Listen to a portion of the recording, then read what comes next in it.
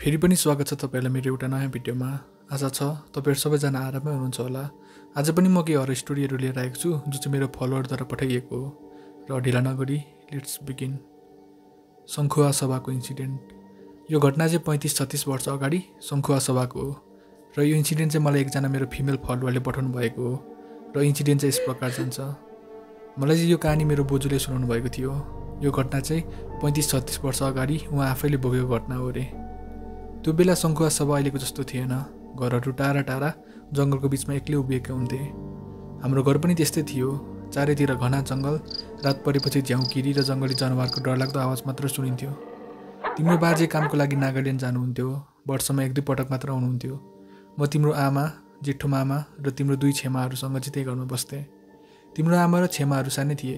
उनीहरूलाई डर लाग्दा मलाई हेरेर मात्र बस्थे। घर चलाउन सजिलो थिएन। त्यो बेला पैसाको अभाव थियो। म अरूको घरमा पढ्न, खेताला काम गर्न जान्थेँ।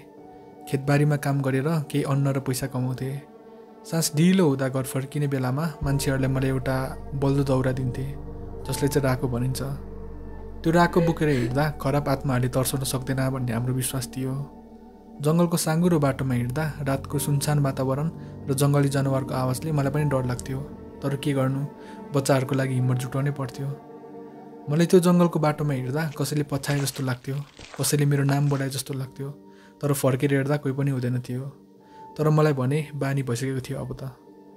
तर त्योभन्दा घरभित्रको डर अर्कै थियो। राति सुत्दा कसैले रोएको जस्तो आवाज सुनिन्थ्यो। सुरुमा मलाई भ्रम भयो होला जस्तो लाग्थ्यो। तर त्यो आवाज दिनदिनै आउँथ्यो। प्रायः औँसी मसान्तमा नजिक हुँदाखेरि आउँथ्यो। भनिन्छ त्यो बेला चाहिँ खराब प्रेत आत्माहरूको चाहिँ शक्ति बढेको हुन्छ। कहिले कोठाको कुनाबाट, कहिले माथि घरको एटिकबाट, कहिले आँगनबाट चाहिँ त्यो रोएको र मान्छेहरू हिँडेको जस्तो आवाज सुनिन्थ्यो। तिम्रो आमा र छेमाहरू सानै भएकोले उनीहरू पनि डराउँथे। उनीहरू राति मलाई अँगालो हालेर सुत्थे। मलाई पनि डर लाग्थ्यो। तर उनीहरू पनि अझै डराउँछन् भनेर मैले बिरालोले मुसा खेदाको होला भन्दै अन्य अरू थुप्रै बाहनाहरू दिएर उनीहरूलाई शान्त पार्थेँ। मलाई घरभित्र कोही छ जस्तो लाग्थ्यो, कोही लुकेर बसेको छ जस्तो। तर त्यो डरको कारणले भ्रम मात्र हो कि साँचो हो म छुटाउन सक्दिनँ थिएँ। एक पूर्णिमाको रात सधैँ चाहिँ साँझमा चाहिँ खेताला कामहरू सकेर चाहिँ म घर आएको थिएँ। खाना बनाएँ र केटाकेटीलाई खुवाएँ। हामी अनि ओछ्यान बस्यौँ। केही समयपछि चाहिँ मेरो 3जना केटाकेटी सुते। मलाई भने कस्तो अस्पट भइरहेको थियो त्यो बेला। जति कोर्टे फेर्दा पनि निन्द्रा लागेको थिएन। त्यसबेला बत्तीको नाममा एउटा सानो मट्टीतेल हालेर बल्ने टुक्की हुन्थ्यो। एकछिनमा मार्छु भनेर म के सोचमा डुबेको थिएँ। जिन्दगीको कुरा सोच्थेँ। छोराछोरी हुर्किँदैछन्, अब म नि उता नागाल्यान्डतिर नै जान्छु होला। बुढाले महँगो लाएर किनेको घर भयो नि, यस्तो जहिले जहिले नराम्रो लाग्दै, मतलब आफ्नो मनलाई शान्ति नभइकन बस्नुभन्दा त छोराछोरी लगेर उतै जान्छु होला भन्ने ठिक लाग्थ्यो। यस्तै के सोच्दा सोच्दै ठ्याक्कै त्यो टुकीको धमिलो बत्ती पछाडि कोही अँध्यारोमा छोरा मान्छे हाँसिरहेको जस्तो देखेँ। त्यो देखेर म झसङ्ग भएँ र पछाडि सरेछु। पछाडि सर्दा मेरो सानो छोराले लागेर रुन थाल्यो। मैले छोरालाई काखमा राखेर फकाउँदै त्यतै हेरेँ। तर त्यहाँ भने कोही पनि थिएन। अब मलाई चिसो पसिना छुट्यो। फेरि छोराले सुताएर टुक्की लगेर त्यता कुना काप्चा सबै हेरेँ। तर त्यहाँ भने कोही पनि थिएन। मैले को चाहिँ मरेछ यहाँ भनेर अझै के गाडीहरू गरेर आफ्नो मनलाई शान्त पार्न खोजेँ। म फेरि आएर ओछ्यानमा पल्टेँ र केही समयपछि निदाएछु। मलाई त्यो घरमा प्रत्येक कुनामा अब डर लाग्न थालेको थियो। प्रत्येक आवाज डरलाग्दो लाग्थ्यो। तर के गर्नु, बानी पार्नु परेको थियो। एक्लै आमाले त्यत्रो छोराछोरी लगेर कहाँ जानु जस्तो लाग्थ्यो। धेरै चिन्ता र तनाव लाग्थ्यो। र अर्कोचोटि चाहिँ बुढा आउँदा चाहिँ उतै नागाल्यान्डै लानु भन्नु पर्ला सोच्दै मैले कति रात आँखामा आँसु लिएर कटाउँथेँ। केही समयपछि तिम्रो सानो छेमा र जेठो मामाहरू चाहिँ ज्वरो आएर बिरामी हुन थाले। दिनदिनै उनीहरू कमजोर हुँदै गए।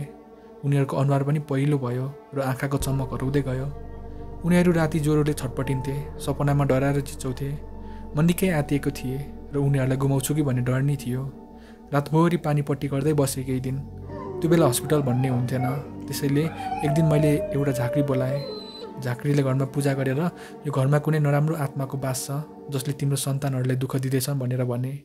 झाँक्रीले अझ थपेर भने कि यो आत्मा चाहिँ एकदम खराब आत्मा हो, एकदम खराब पिसाच जस्तो। पक्कै यसले कुनै आत्महत्या कि केही नराम्रो घटनाको कारण मृत्यु भएको हुनुपर्छ। त्यसैको आत्माले यो घरलाई श्राप दिएको छ। झाँक्रीले यो पनि भन्यो कि त्यो आत्माले हँसिया जस्तो एउटा धारिलो हतियार बोक्ने गर्थ्यो र त्यो हतियार अझै पनि यही घरभित्र छ। त्यही हतियारको कारणले आत्माले बच्चालाई बिरामी पारेको हो अथवा दुःख दिएको हो। त्यो सुनेर म झन् डराएँ। मैले 1-2 दिन काम खेताला गइनँ, त्यही धारिलो चिज भेट्छु कि भन्ने आशमा। मैले माथिल्लो घरको दिदीलाई नि बोलाएँ र हामीले चाहिँ घरको सबैतिर हामीले प्रत्येक कुना, दराज र सबै ठाउँ खोज्यौँ। दिनभरि खोज्दा पनि भेटिएन। तर साँझ पख हामीले घरको एटिकको त्यो पुरानो एउटा सन्दुक मुनि त्यो हँस्या भेटायौँ। त्यो हँस्या पुरानो, खिया लागेको र रगतको दाग लागेको जस्तो थियो। त्यो देखेर हामी दुवै डरायौँ, दिदी र म नै। त्यो हँस्या भेटाएपछि चाहिँ मैले घरमा चिन्ता राखेँ। घरलाई शुद्ध पार्यौँ, झाँक्रीले मन त परेर घरको चारैतिर धुप बाले। त्यसपछि त्यो डरलाग्दो आवाज आउन छोड्यो। बच्चाहरू पनि बिस्तारै निको भए। झाँक्रीले भनेअनुसार त्यो हँस्या नै त्यो आत्माको शक्ति थिएछ। त्यसैले झाँक्रीले मन त परेर त्यो हँस्याले एउटा भिरमा लगेर टाङमुनिबाट फाक्नु भनेर भन्नुभएको थियो। र मैले नि दिदीसँग गएर एउटा लामो भिरमा गएर चाहिँ अबदेखि दुःख देलास भन्देखि एक गाली गर्दै कराउँदै त्यसलाई टाङमुनिबाट फाकिदिएँ। तर यो सब घटना भएपछि मलाई त्यो घरमा अझै बस्न पनि अप्ठ्यारो र मन पनि लागेको थिएन। त्यो घटनापछि चाहिँ घरको वातावरण नै डरलाग्दो भएको थियो।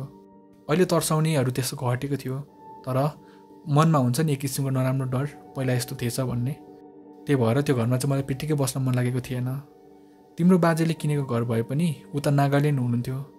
4 जना बच्चाको जिम्मेवारी मेरो काँधमा थियो। त्यसैले मैले त्यो घर छोडेर नागाल्यान्ड जाने निर्णय गरेँ। जङ्गलको त्यो घर छोड्दा मलाई ढुक्क त भयो, तर त्यो घरको डरलाग्दो सम्झना आज पनि मेरो मनमा ताजा छ। र शङ्खुवा सभाको घटना यसरी नै अन्त भयो। यो घटना चाहिँ मलाई मेरो बोजूले सानैदेखि सुनाउनुहुन्छ। अझै कहिलेकाहीँ मामा घर जाँदा बोजूले यो घटनाको बारेमा कुरा गरिराख्नुहुन्छ। हुन पनि त्यस बेला घना जङ्गलमा एक्लै घरमा 4 जना छोराछोरीलाई हुर्काउनु गाह्रै हुन्थ्यो होला। झन् यस्तो घटनाहरू भयो भनेर सुन्दा त मेरो बोजूको लागि सम्मान अझ बढ्छ। यो संसारमा हामीले नबुझेको, नदेखेको चिजहरू धेरै छन्, जसले हामीले आउँदो फ्युचरमा बुझ्छौँ होला त। म जिप्पा लाखे। यो भिडियो इन्टरनेटमा आधारित अनुसन्धानमा आधार छ। यदि कुनै पनि जानकारी गलत भएमा त्यो अन्जानमा भएको हो र कसैले पनि आघात पुर्याउने वा अपमान गर्ने मेरो कुनै पनि मनासाय छैन। यो भिडियो केवल शैक्षिक र मनोरञ्जन उद्देश्यको लागि मात्र हो। म जिप्पा लाखे, जसलाई शान्त भैरव र कहिलेकाहीँ मायालु रक्षाको रूपमा पनि स्मरण गरिन्छ। काठमाडौँ उपत्यकाको नेवार समुदायको सांस्कृतिक आकाशमा एक विशेष स्थान ओगटेको छ। यो चरित्र, जसको जरा प्राचीन मजिप्पा, संस्कृतमा मन्जुपाटन भनिने ठाउँमा गहिरो गरी गाडिएको छ, केवल एक पौराणिक कथा मात्र नभई जीवित परम्परा र आस्थाको प्रतीक पनि हो।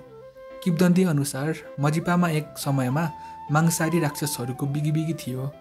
यी राक्षसहरूमध्ये एक मजिप्पा लाखे त्यही सहरको एक युवतीको सुन्दरतासँग मोहित भयो। आफ्नो प्रेमलाई भेट्न उसले मानव रूप धारण गर्यो र गोप्य रूपमा सहरमा प्रवेश गर्न थाल्यो। जब उसको राक्षसी पहिचान खुल्यो र ऊ चाहिँ पक्राउ पर्यो, सहरका मानिसहरूले उसलाई राजा समक्ष प्रस्तुत गरे। तर राजाले उसलाई सजाय दिनुको सट्टा एउटा अनौठो प्रस्ताव राखे। यदि उसले आफ्नो मांसाहारी बानी त्यागेर मजिप्पाको बालबालिकाहरूलाई रक्षा गर्ने र हरेक वर्ष आयोजना हुने इन्द्र जात्रामा सहभागी हुने बाचा गरेमा उसलाई चाहिँ अभयदान दिइनेछ। लाखेले यो प्रस्ताव स्वीकार गर्यो र त्यस बेलादेखि नै मजिप्पाको संरक्षणको रूपमा बसोबास गर्न थाल्यो भन्ने विश्वास पनि गरिन्छ। अर्को कथाले यो पनि बताउँछ कि लाखेले राजा सवन भाकुका 2 नरभक्षी छोराहरूलाई आकाश भैरव र हनुमानको अनुरोधमा सहरबाट लखेटेका थिए। यद्यपि ती 2 छोराहरू प्रत्येक वर्ष इन्द्र जात्राको समयमा सहरमा फर्केर मानिसहरूलाई चाहिँ खाने प्रयास गर्छन् र लाखेले उनीहरूलाई फेरि सहरबाट बाहिर धपाउँछन्, जसले जात्रामा प्रतीकात्मक रूपमा प्रस्तुत पनि गरिन्छ। मजिप्पा लाखेको नृत्य इन्द्र जात्राको एक प्रमुख आकर्षण हो, जुन काठमाडौँका रणजितकारहरूले प्रस्तुत गर्छन्।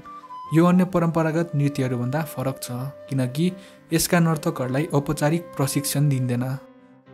बरु यो कला उनीहरूलाई आफ्नो पुस्तादेखि नै वंशानुगत रूपमा प्राप्त गरेका मानिन्छ। लाखेको वेशभूषामा ठुलो रातो र डरलाग्दो मौकुटा हुन्छ, जसमा बाहिर निस्केका दाँत र रातो वा कालो रङको कपाल जोडिएको हुन्छ। यो मुकुटा र पहिरनको तौल 50 किलोग्रामसम्म हुन सक्छ र यसलाई लगाउन 24 मिटरसम्मको कपडा पनि प्रयोग गरिन्छ। यदि धेरै तौल बावजुद पनि नर्तकहरूले सहज र सुन्दर तरिकाले नृत्य प्रदर्शन गर्दछन्। लाखे नाच परम्परागत नेवारी सङ्गीत जसमा धिमे र भुस्या जस्ता वाद्ययन्त्रहरूको प्रयोग गरिन्छ। नृत्यको समयमा एक सानो बालक, जसलाई झ्यालिचा भनिन्छ, लाखेले जिस्काउँछ, जसले गर्दा लाखे क्रोधित भएर उसलाई खेद्छ। झ्यालिचा सधैँ भिडमा लुक्ने र लाखेबाट बस्न सफल हुन्छ। यो दृश्यले लाखेको बालबालिकाप्रति सुरक्षात्मक भावनालाई दर्शाउँछ, जहाँ झ्यालिचालाई रोग वा नकारात्मक शक्तिको प्रतीकको रूपमा लिइन्छ, जसलाई लाखेले धपाउन खोज्छ। मजिपा लाखेलाई शान्त भैरवको रूपमा पूजा गरिन्छ र उनी भक्तहरूलाई आशीर्वाद दिन्छन् भन्ने विश्वास गरिन्छ। इन्द्र जात्राको 8 दिनसम्म भक्तजनहरूले मजिपा लाखेलाई आफ्नो घरमा पूजा र आशीर्वादको लागि आमन्त्रित गर्दछन्। यो परम्पराले समुदाय र लाखेबीचको गहिरो सम्बन्धलाई दर्शाउँछ। मजिपा लाखेको कथा र नृत्यले नेपाली भाषा र संस्कृतिमा गहिरो प्रभाव पारेको छ, विशेष गरी नेवारी समुदायमा। यो लोककथा पुस्तान्तरण हुँदै आएको छ र यसले भाषाको जीवन्तता र सांस्कृतिक विविधतालाई बढाएको छ।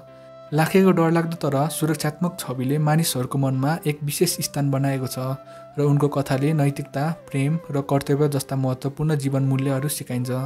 यसरी मजिपा लाखे नेपालको लोककथा र संस्कृतिका एक अमूल्य हिस्सा बनेको छ, जसले भाषालाई समृद्ध बनाउँछ साथै समुदायलाई एकावृद्ध राख्न महत्त्वपूर्ण भूमिका पनि खेलेको छ।